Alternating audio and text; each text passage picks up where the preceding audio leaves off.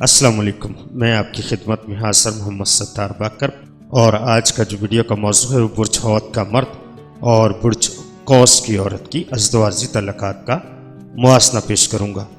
تو ویڈیو کو آگے بڑھانے سے پہلے میں تمام خواتین و حضرات سے گزارش کروں گا کہ میرے چینل کو سبسکرائب کر لیں۔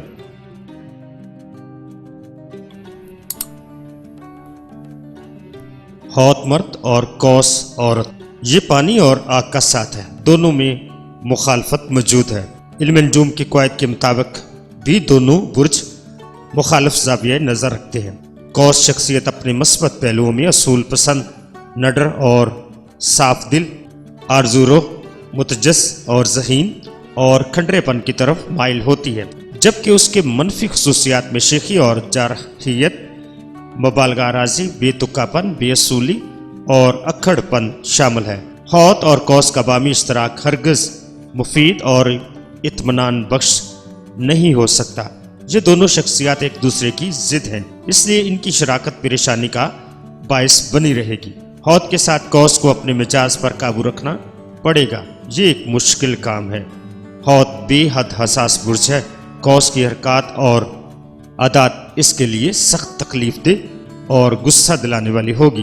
حوت شخصیت کو توجہ اور خیال کی ضرورت ہوتی ہے، جبکہ قوس شخصیت اس معاملے میں کچھ بے پرواہ ہوتی ہے۔